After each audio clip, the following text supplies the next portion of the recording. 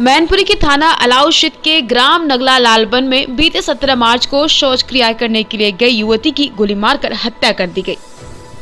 मामला प्रेम प्रसंग का पता चलने के बाद पुलिस ने सिरफिरे प्रेमी को जब गिरफ्तार किया तो सारा मामला सामने आ गया।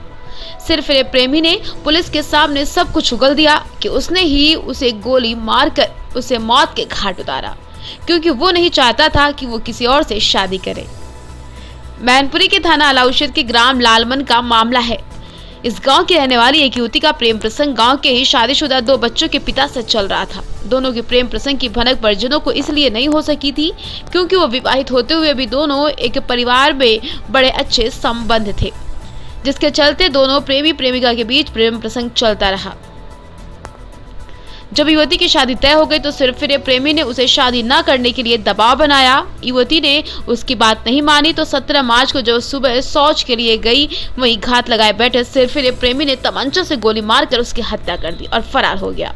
इसके बाद प्रेमी ने अपने आप को बचाने के उद्देश्य से मृतिका के परिजनों को फंसाने का स्वांग रच डाला, क्योंकि दोनों प्रेमी के प्रेम प्रसंग की भनक परिजनों को लग चुकी थी, जिसके चलते प्रेमी ने अपने ऊपर जानलेवा हमला बताते हुए खुद को घायल कर लिया था और मृतका के परिजनों को फंसाने की साजिश रच डाली थी।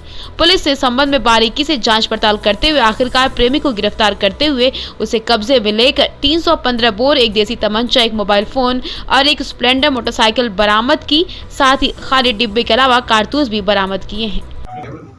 देखिए 17 मार्च की सुबह लगभग 11 बजे हमारे एसओ को मोबाइल पर एक ग्रामीण द्वारा ये सूचना प्राप्त हुई कि एक बालिका का शव बालिका का शव एक खेत में पड़ा हुआ है, उस पर गोली का निशान है और घटनास्थल पर कुछ संघर्ष के निशान जैसे कि उसका हाथ को देखकर पता चल रहा था। तत्काल सभी उच्चाधिकारी मौके पर पहुंचे क्योंकि बालिका संबंधित घटना थी और माननीय मुख्यमंत्री जी के स्पष्ट निर्देश हैं कि किसी भी बालिका संबंधी घटना को बहुत ही सीरियसली और बहुत ही गंभीरता से लेना है। तत्काल जो रेंज और जोन के सभी उच्चाधिकारी हैं उनके द्वारा इसका संज्ञान लिया गया। फॉरेंसिक टीम और हम सभी अधिकारी मौके पर पहुंचे। इसमें कई प्रकार की बातें इवन मीडिया तक में रिपोर्ट हो रही थी। उन सभी के बीच 2 लोगों को नामजद FIR परिवार वालों द्वारा कराई गई। उनसे जब बैठकर वार्ता की गई, उन्हें समझाया गया तो बहुत अच्छे लोग वो लोग हैं, भले ही काफ़ी दुख से निकले, लेकिन उन्होंने हमारी बात को माना कि हमें थोड़ा समय से इन्वेस्टिगेशन करने दिया जाए, समय देकर, जिससे कोई निर्दोष जेल ना जाए। जो समय मिला उसमें हमारी स्वाट टीम और सर्विलांस टीम ने लगातार मेहनत की तो एक हमें नंबर प्राप्त हुआ जिसका कि बालिका से लगातार बातचीत थी। वो नंबर ये जो पीछे अभियुक्त खड़ा है अजब सिंह, इसका था। ये उसी गांव का रहने वाला है। ये शादीशुदा व्यक्ति है, परंतु कई दिनों से उसके साथ इसके चुपके संबंध थे और इन्हीं संबंधों को लेकर ये लोग मिला करते थे। ये लड़का उस लड़के का रिचार्ज इत्यादि भी कराया करता था और फ़ोन इत्यादि भी ये लोग बात करते रहते थे। एक दिन 16 तारीख की शाम को इस लड़के ने जब उसको फ़ोन किया तो थोड़ी देर बाद उस लड़की ने फ़ोन काट दिया और जब इसने दोबारा फ़ोन किया तो वो फ़ोन वेटिंग पर आते रहा। इस बात को लेकर इसको गुस्सा आया और इसने उस लड़की को कन्फ्रंट किया और उसी में जो तमंचा इसने अभी 3 महीने पहले खरीदा था, उसको भी हम लोग ट्रेस आउट कर रहे हैं कहाँ से खरीदा था, उसी को कनपट्टी पर रखकर इसने गोली मार दी। इसके बाद इसने बहुत स्वांग रचाया। ये थाना बिल्हौर पड़ता है कानपुर नगर में, वहाँ पर अस्पताल में भर्ती हुआ। वहाँ से डिस्चार्ज कराकर तिरवा गवर्नमेंट मेडिकल कॉलेज में भर्ती हुआ। जाकर इसने स्वयं को सिर पर चोट लगाई, अपने सीने पर अपने नाखूनों से निशान बनाए, अपने कपड़े स्वयं फाड़े।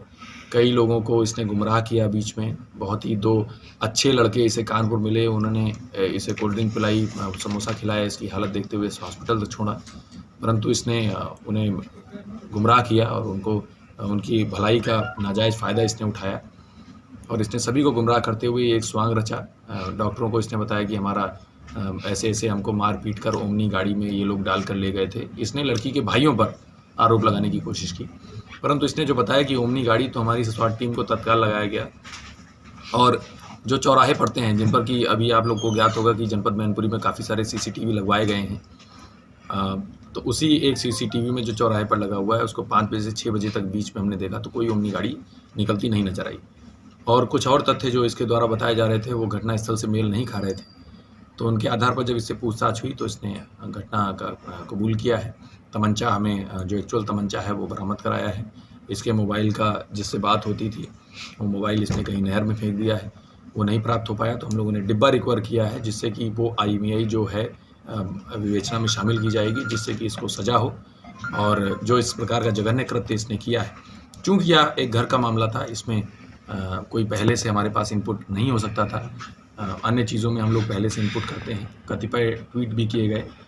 जो भी ट्वीट इस प्रकार के मिसलीडिंग किए गए हैं, अगर कोई पाए गए जिनसे शांति व्यवस्था की कोई दिक्कत हो सकती है, तो उन पर हम लोग निश्चित रूप से कार्रवाई करेंगे। जैसा कि पूर्व में बेबर थाने में हम लोगों ने झूठी रिपोर्ट कराने पर एक मुकदमा भी कराया था। इसमें लगभग सभी एंगल्स को हम लोग ने कवर किया है। इसमें जो भी फॉरेंसिक साक्ष्य जुटाए गए थे, उनको भी शामिल किया जाएगा।